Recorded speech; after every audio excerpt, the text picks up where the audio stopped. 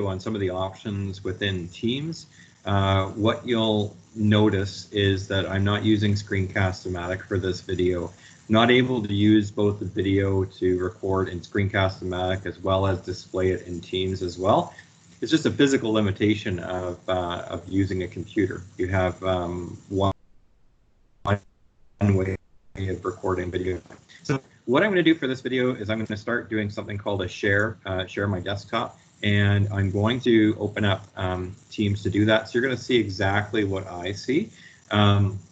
What Teams allows you to do is to host meetings, and inside those meetings you can do things like share PowerPoint presentations, you can share whiteboards, you can also record the videos. So I'm going to go through a couple of those features as an addition to the suite of other explainer videos that I made on Teams. And of course, I don't know everything. I've only learned some of these things in the last 2 to 3 weeks. So take what I say with a grain of salt, but of course, and also updates are happening on Teams as well. I noticed yesterday a couple of things that I can do today were not there before. So what I'm going to do is, while I'm sharing, I'm going to walk you through a couple of things that I commonly use.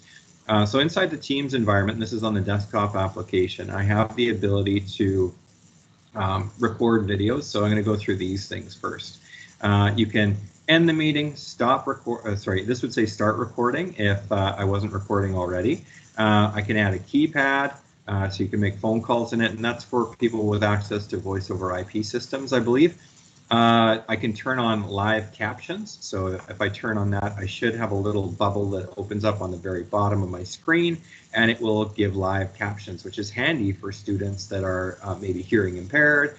Also would be handy for parent meetings. If we have a couple of parents who are hearing impaired, and this might be something that is quite friendly for them. I'm going to go up here. Now I can also change my background effects or show background effects. So when I go into this, I can change my background so it's blurry. It'll take a second for that to take effect, especially because I've got live captions going on as well. And you can also change between all of these different options that are running in the background. So I can, let me see if I can just blur the background. A couple of the descriptions I've seen of this indicated that when you're doing the blur or the background, it's because you have some inherent shame or something about your surroundings. I think that the most compelling reason to blur the background is that it reduces the distractions for students and others in a meeting. So I'm going to try this here. I'm going to turn off live captions, and I'm going to, here's the issue. I have to click on apply to blur my background. So I'm going to turn my captions back on because I think I can do both at the same time.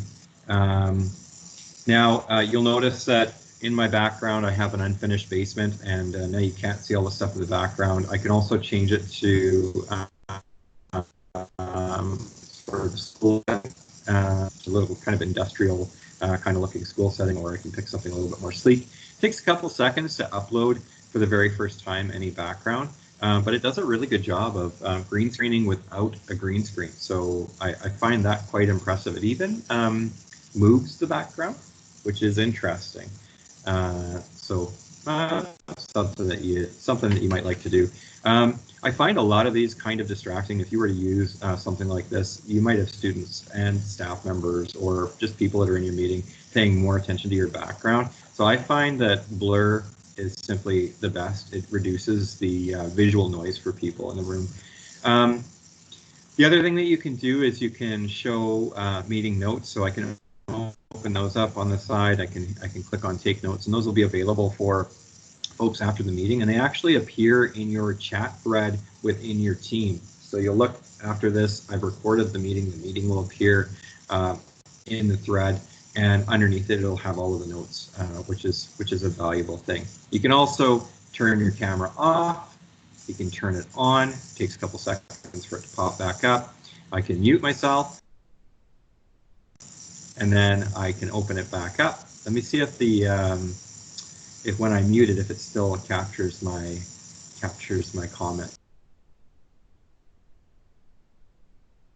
Nope, it's not transcribing while it's muted, which is good. It was a question that I had in my mind. The next thing that you can do as well is if I go into here, I have, I stop sharing, and it will stop sharing what's going on my screen. And so you can't see right now what I see. So what I'm going to do is just describe to you what the options are. When you click on the button that says share, so I'm going to share this right here with you. Okay, back in here again. If you were to click on this box, it has an arrow that goes down and it says start sharing. You can share PowerPoints, you can share a whiteboard, and in a second I'll open up a whiteboard so that we can see that stuff. It's quite handy. You can walk through a PowerPoint with students or staff members or colleagues to keep you organized. You can also even hand over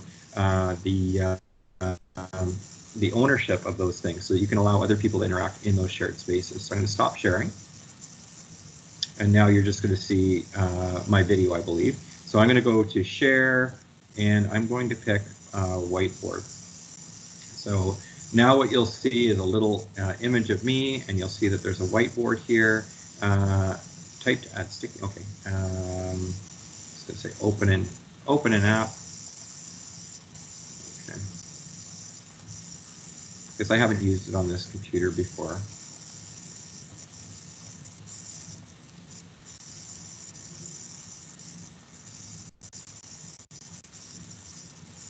Okay, so I have to get it. So this is a really authentic version of this.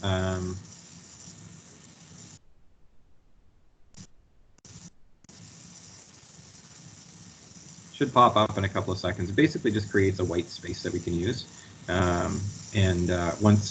Once you have it, you can draw on the board. It gives you some tools, marker, and that sort of thing. When I use this on Office 365 on the web application, I didn't have to download this app. So this is something that I haven't encountered before.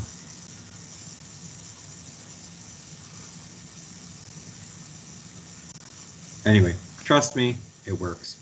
And I think that's probably enough for one video. I think that we have lots of different options that I don't even know about, and I encourage you to explore them. And if you come up with some interesting tips and tricks that you want to share with people, absolutely. When I've created the Teams help team, you can post videos here as well. Thanks, everyone.